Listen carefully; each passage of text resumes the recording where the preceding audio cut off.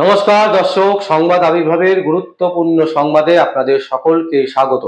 আমরা প্রত্যেক দিনের মতন আজকেও একটি বিশেষ এবং গুরুত্বপূর্ণ সংবাদ আপনাদের সামনে তুলে ধরব।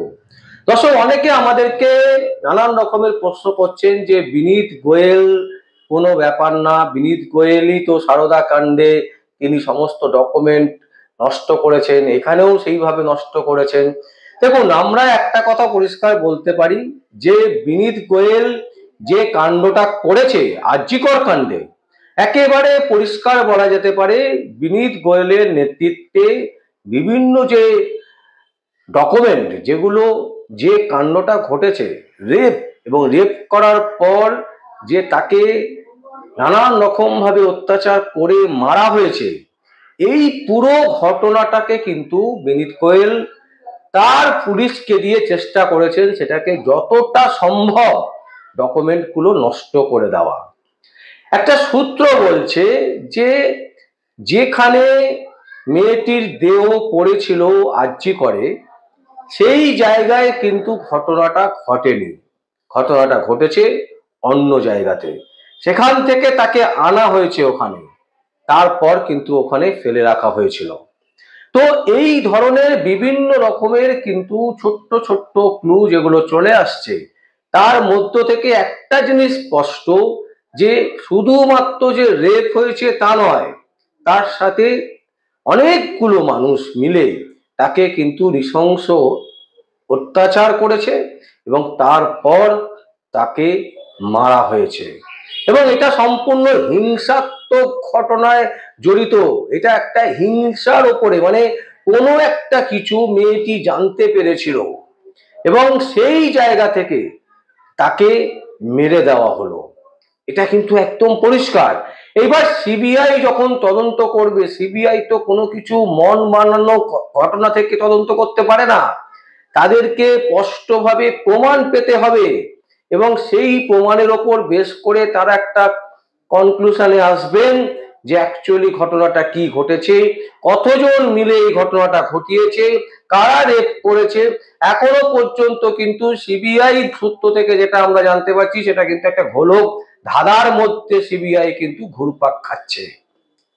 তো আমরা যেটা বলতে চেয়েছিলাম, আমরা বলতে চেয়েছি যে বিনীত গোয়েল যে চেষ্টাটা করেছেন, এই চেষ্টার জন্য তিনি যেভাবে সাধারণ মানুষের ওপর টর্চার, লাঠিচার্জ, কাঁদানে গ্যাসের মতন জিনিস ছড়ানো করিয়েছেন, সেইটা স্বরাষ্ট্র দপ্তর ভালোভাবে নেয়নি এবং স্বরাষ্ট্র দপ্তর থেকে পরিষ্কার তার বিরুদ্ধে বিধিভঙ্গের যে কানুন, সেটা লাগু করা হচ্ছে এবং তার বিনিময়ে তার কিন্তু একটা বড় পানিশমেন্ট হবার সম্ভাবনা প্রবল এবং সেইখান থেকেই তার খেলাটা কিন্তু বন্ধ হবে।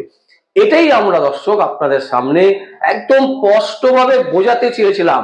কিন্তু অনেক দর্শক বন্ধু ভাবছেন যে এখনই বিনীত গোয়েলের খেলা শেষ হয়ে গেছে, এই কথা আমরা বলেছি। এ কথা কিন্তু আমরা একবারও বলিনি। আমরা যেটা বলতে চাইছি, স্বরাষ্ট্র দপ্তর যেভাবে স্টেপ নিচ্ছেন বিনীত গোয়েলের ওপর, তাতে কিন্তু তার খেলা শেষ হয়ে যাবে। এবার প্রশ্ন হচ্ছে স্বরাষ্ট্র দপ্তর আলটিমেটলি স্টেপ নেবে কিনা, মমতা ব্যানার্জির সাথে কোনো রকম আন্ডারস্ট্যান্ডিং হয়ে যাবে কিনা, এগুলো অনেক রকমের প্রশ্ন থাকতেই পারে। কিন্তু খবর তো তার উপরে হয় না, খবর হয় যেটা আমাদের কাছে সূত্র মারফত আমরা যেটা জানতে পারি, তার উপরেই বেশ করেই কিন্তু খবর হয়। দর্শক, এইবারে যেটা আমরা আসছি, আমাদের যেটা মূল বিষয়, আজকের যে গুরুত্বপূর্ণ খবর, সেটা হচ্ছে 13 জন মেয়েকে, মহিলাকে বাথরুমের মধ্যে আটকে রেখেছিল। তার কারণ হচ্ছে তারা টিএমসির যে ছাত্র পরিষদের যে তাদের যে পদযাত্রা, তারা একটা অভিযান করবে, তারা একটা আন্দোলন করবে, সেই আন্দোলনে, সেই পথ আন্দোলনে তারা যোগদান করেননি। তাদেরকে যোগদান করতে বলা হয়েছিল, তারা করেননি, তাই তাদের শাস্তি বাবদ একেবারে বাথরুমের ভেতরে ঢুকিয়ে রেখে তাদেরকে বন্ধ করে দেওয়া হয়েছিল। ভাবুন, ভাবুন দর্শক, যে কি নৃশংস হতে পারে যে কতগুলো মহিলা যারা একদম বাচ্চা বাচ্চা, যাদের বয়স, যারা কলেজে পড়াশোনা করে, তারা তৃণমূলে ধন্যায় যাবেন না বলে তাদেরকে বাথরুমের ভেতরে আটকে রাখা হয়েছে। দীর্ঘক্ষণ তারা বাথরুমের ভেতরে বন্দী ছিলেন। আসুন দর্শক, আমরা এই খবর দেখাচ্ছি, TV9 পর্দায় এই নিউজ আমরা পেয়েছি, এবং এটা কতটা বর্বরতা, কোন জায়গায় পশ্চিমবঙ্গের তৃণমূল কংগ্রেস পৌঁছে গেছে তার একটা ছোট্ট উদাহরণ শুধুমাত্র দেখুন দর্শক। সুস্থ প্রথম বর্ষের এক ছাত্রী দিনহাটা মহকুমা হাসপাতালে ভর্তি, যাদেরকে আটকে রাখা হয়েছিল। যে সমস্ত অভিযোগকারীকে, তাদের বক্তব্য আমাদের কাছে এসেছে, কি বলছেন তারা শুনুন। কিছু ইউনিয়নের ছেলে বাথরুমে ওকে বন্ধ করে রেখেছে টোটাল। তারপরে শুনতে পেলাম 13 জন মেয়ে ছিল, সবাই নাকি চিৎকার করছিল, দরজা থাপড়াথাপড়ি করছিল, তবু দরজা খোলা হয়নি। ও বারবার বলছিল আমার দম বন্ধ হয়ে আসছে, দম আটকে আসছে, তাও দরজা খোলা হয়নি। কলেজের টিএমসিপি ইউনিট তারা একটা মিছিলের ডাক দিয়েছিল, কারণ একটা ঘোষিত কর্মসূচি ছিল। মুখ্যমন্ত্রী তিনি ঘোষণা করেছিলেন সব জায়গায় আন্দোলন করতে হবে, ছাত্রদেরকে আন্দোলনে নামতে হবে। তারই একটা অঙ্গ ছিল দিনহাটা এই কলেজে তৃণমূল ছাত্র পরিষদের মিছিল। সেখানে আমরা যেটা জানতে পাচ্ছি, প্রায় 13 জন ছাত্রী নাকি তারা যেতে অস্বীকার করেছিলেন এবং তাদেরকেই আটকে রাখার অভিযোগ উঠেছে। তার মধ্যে একজন অসুস্থ হয়ে পড়ে, তার শ্বাসকষ্ট শুরু হয়। পরবর্তীতে অনেক চেঁচামেচি করার পর সেই বাথরুমের দরজা খুলে দিলে সেইখান থেকে ছাত্রীকে উদ্ধার করে দিনহাটা হাসপাতালে নিয়ে যাওয়া হয় এবং তড়িঘড়ি সেখানে তার চিকিৎসা শুরু হয়। যেটা গতকালকের খবর ছিল যে সেখানে ছুটে গিয়েছিলেন প্রিন্সিপাল, পুলিশের আধিকারিকরা, কোনোভাবেই গতকালকে সেই খবর করা যাচ্ছিল না। আজকে সেই খবর করা সম্ভব হয়েছে, তারা কেউ কেউ বলতে শুরু করেছেন, আজকে তারা বলার জন্য বেরিয়েছেন।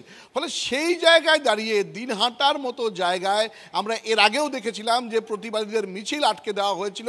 তৃণমূল মহিলা কংগ্রেস তারা সেই মিছিল আটকেছিল, পুলিশ এসে তাদেরকে কোনো মতে সামাল দিয়েছিল। গতকাল আবার নতুন করে তৃণমূল ছাত্র পরিষদের আন্দোলনকে ঘিরে কিন্তু নতুন করে এই উত্তেজনা তৈরি হয়েছে এবং আবারও গতকালকের এই ঘটনা একটা প্রশ্নচিহ্ন কিন্তু তুলে দিয়েছে। কারণ সকলেই যে তাদের আন্দোলনের সঙ্গে সহমত হবেন এমনটা নয়, যারা যেতে চাননি তাদেরকে কিন্তু বাথরুমে আটকে রাখার অভিযোগ উঠেছে। দর্শক দেখলেন আপনারা, একদম তৃণমূল কংগ্রেসের আমরা পরিষ্কার বলেছিলাম, নিচ থেকে উপর পর্যন্ত পুরোটাই দুর্নীতিগ্রস্ত। এদের মধ্যে এমন ভাবে ইনজেকশনের মতন ডোজ দিয়ে দিয়েছেন মমতা ব্যানার্জি।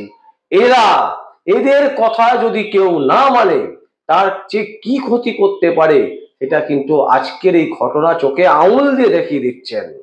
গতকাল কুণাল ঘোষ তার একটা এক্স হ্যান্ডেলে তিনি একটা ভিডিও পোস্ট করেছিলেন, সেখানে দেখা যাচ্ছে যে একজন মানুষ, একটি ছেলে, তিনি একজন অধ্যাপককে রীতিমতো ধমকাচ্ছেন, চমকাচ্ছেন, এবং কুণাল ঘোষ সেই ভিডিওটা দেখিয়ে বলছেন যে পুলিশ এদেরকে স্টেপ নিক, এদেরকে ধরুক, গ্রেপ্তার করুক। কেন গ্রেপ্তার করছে না? আরে বাবা, পুলিশ তো আপনাদেরই, পুলিশ প্রশাসনের মাথা হচ্ছেন মুখ্যমন্ত্রী মমতা ব্যানার্জি।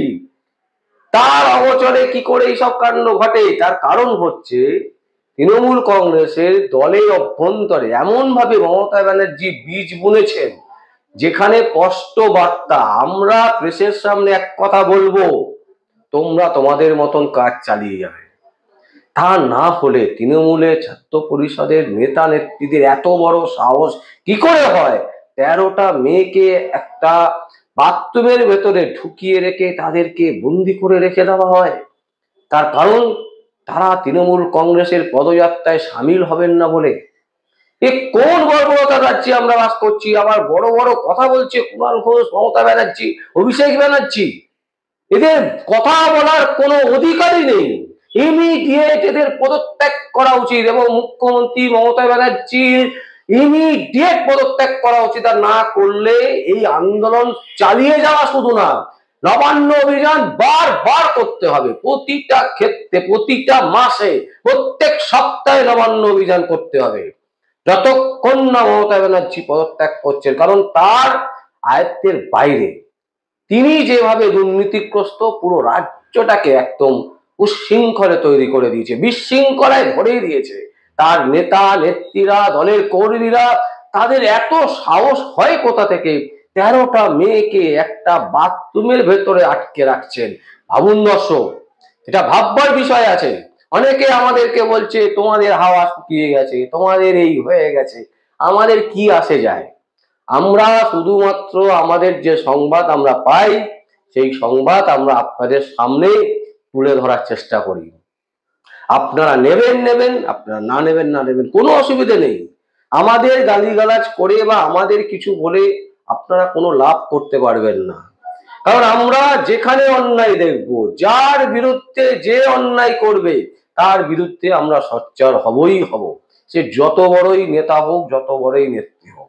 এবং পশ্চিমবঙ্গের যে জায়গায় পৌঁছে গেছে মমতা ব্যানার্জির নেতৃত্বে, যে বিশৃঙ্খলা সৃষ্টি হয়েছে, যেভাবে দুর্নীতি একের পর এক উঠে আসছে, যেভাবে নেতা নেত্রীদের এক একটা চরিত্র বেরিয়ে আসছে, যেভাবে আরজিকর কাণ্ডে এত বড় একটা ঘটনা মমতা ব্যানার্জি সেটাকে ধামাচাপা দেওয়ার চেষ্টা করছেন, একজন মুখ্যমন্ত্রী, মহিলা মুখ্যমন্ত্রী হয়ে তিনি কি করে পারেন যে একজন বাচ্চা মেয়ের মতন, তার সন্তানের মতন একটি মেয়েকে রেপ করেছে, শুধু নয় তাকে রীতিমতো টর্চার করে, অত্যাচার করে তারপর তাকে খুন করেছে, এবং সেটাও তিনি মেনে নিচ্ছেন, শুধু নয় যারা করেছেন তাদেরকে বাঁচাতে চাইছেন। এর থেকে বড় ঘৃণা অপরাধ আর কিছু হতেই পারে না।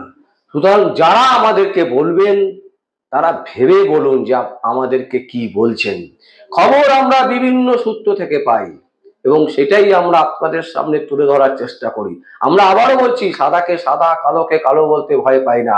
আর কোনো রাজনৈতিক দলের সাথে আমাদের কোনো রকম সম্পর্ক নেই, এটা আমরা প্রমাণিত করে দেব।